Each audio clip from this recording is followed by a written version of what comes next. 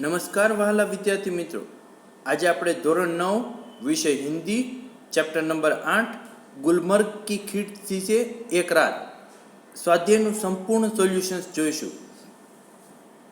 प्रश्न पहलो, निम्नलिखित प्रश्नों के उत्तर एक एक वाक्य में लिखिए। पहलू, गुलमर्ग का भौगोलिक वातावरण कैसा है?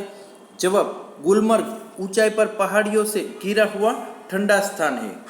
बीजू, लेखक ने गुलमर्ग के साथ व्यक्ति की आत्मीयता बढ़ने का क्या कारण बताया है? जवाब, लेखक ने गुलमर्ग के अपार आकर्षक को उसके साथ व्यक्ति की आत्मीयता बढ़ने का कारण बताया है। त्रीजू, खिड़की के पास खड़ा लेखक बरसाती घटा को देखकर किस बात की प्रतीक्षा करने लगा?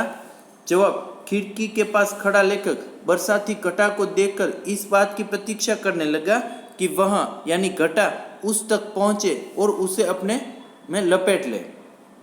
चौथू, तूफान के एकाएक रुक जाने पर लेखक को कैसा अनुभव हुआ? जवाब, तूफान के एकाएक रुक जाने पर लेखक को ऐसा अनुभव हुआ जैसे उसका दम घुटने लगा हो। पांचवूं, लेखक को किस बात का अफसोस हुआ? जवाब, लेखक को इस बात का अफसोस हुआ कि वह बरसाती घटा उसके बराबर नहीं हो सकी। छठू, लेखक ने गुलमर्ग की पगडंडियों के लिए क्या उपमा दी? जवाब, लेखक ने गुलमर्ग की पगडंडियों के लिए पतली पतली नरम बाहों की उपमा दी। प्रश्न 2, निम्नलिखित प्रश्नों के उत्तर 2-3 वाक्यों में लिखिए। पहलू, गुलमर्ग से विदा लेते समय सैलानियों को कैसा एहसास होता है? जवाब, गुलमर्ग में रहते हुए सैलानियों को उससे गहरी आत्मीयता हो जाती है, इसलिए वहां से विदा लेते समय उन्हें अपने आप से बिछुड़ने का अनुभव होता है। बीजू, लेखक ने गुलमर्ग के दिन को वाचाल क्यों कहा? जवाब, गुलमर्ग में रात आते ही सब कुछ खामोश हो जाता है। दिन में सैलानियों के कारण वहां बहुत चहल पहल रहती है, इसलिए लेखक ने गुलमर्ग के दिन को वाचाल कहा। त्रीजू, लेखक की प्रतीक्षा असफल क्यों हुई? जवाब, लेखक तूफानी हवा के साथ आ रही बरसती घटा से घिर जाने की प्रतीक्षा कर रहे थे, लेकिन तूफान रुक जाने से घटा उस तक नहीं पहुंची, इसलिए लेखक की प्रतीक्षा असफल हुई।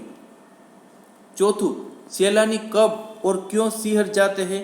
जवाब, सैलानी बर्फबारी होने पर अत्यंत ठंडक के कारण सिहर जाते हैं। प्रश्न 3, निम्नलिखित प्रश्नों के उत्तर 5-6 वाक्यों में लिखिए। पहलू, लेखक ऐसा क्यों कहता है कि गुलमर्ग को कभी पूरा देखा नहीं जा सकता?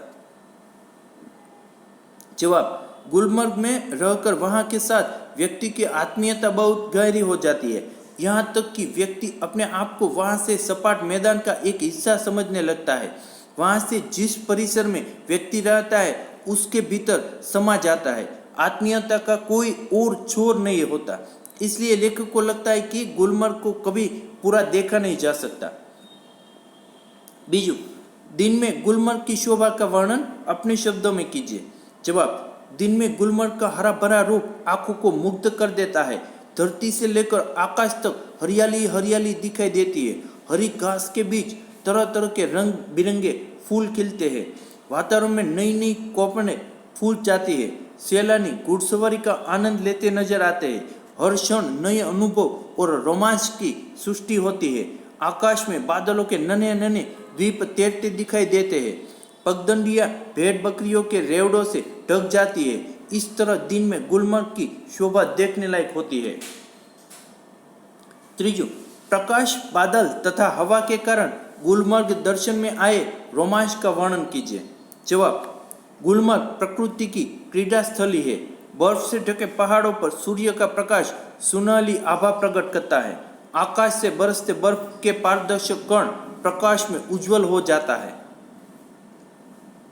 बादलों के समूह आकाश में ऐसे विचरते हैं जैसे नन्हे नन्हे द्वीप इधर उधर भटक रहे हो। सुहावनी लगने वाली हवा एकाएक तूफान का रूप ले लेती है। तेज हवा के साथ बरसाती घटाएं तेजी से आगे बढ़ती है। बीच बीच में बिजली भी कौंधने लगती है। इस प्रकार प्रकाश, बादल और हवा के कारण गुलमर्ग एक अनोखे रोमांच से भर जाता है।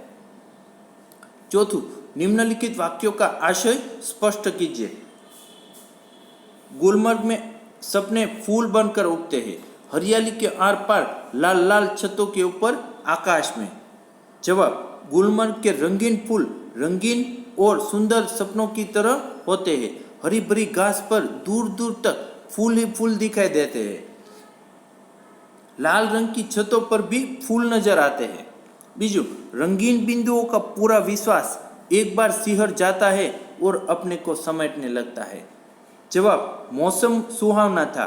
हरी घास पर बैठे रंग बिरंगे कपड़े पहने हुए तरह तरह के सैलानी सुहावने वातावरण का आनंद ले रहे थे। तभी बूंदें गिरने लगी और सैलानी उठ उठकर सुरक्षित जगहों में जाने लगे। प्रश्न 6 निम्नलिखित शब्दों के साथ उचित उपसर्ग जोड़कर उनके विरुद्धार्थी शब्द लिखिए। साधारण तो असाधारण, मान अपमान, उदार अनुदार, रंग बेरंग, स्मृति विस्मृति। बी, निम्नलिखित शब्दों के साथ उचित प्रत्यय जोड़कर संज्ञा बनाइए। तो लाल तो लालिमा थशे, खामोश तो खामोशी, कमजोर कमजोरी અને આકર્ષકનું આકર્ષણ। અને सी, निम्नलिखित शब्दों के साथ उचित प्रत्यय जोड़कर विशेषण बनाइए। सुरमा तो सुरमई, बरसात तो बरसाती, तूफान तो तूफानी, चमक तो चमकीला અને चमकदार, विस्फोट तो विस्फोटक। प्रश्न 7, वाक्य में प्रयोग कीजिए। विस्फोट तो किसी पदार्थ का तेज आवाज के साथ फटना। वाक्य, बम विस्फोट से आसपास के मकान हिल उठे। बीजू, आकर्षण तो खींचाव, तितलियों को फूलों का बड़ा आकर्षण रहता है। त्रीजू, पारदर्शक, आर पार दिखलाई देने वाला। वाक्य, घना कोहरा अब पारदर्शक होने लगा है। चौथू, रोमांचक, रोंगटे खड़े कर देने वाला। वाक्य, जादूगर ने बड़े रोमांचक खेल दिखाए।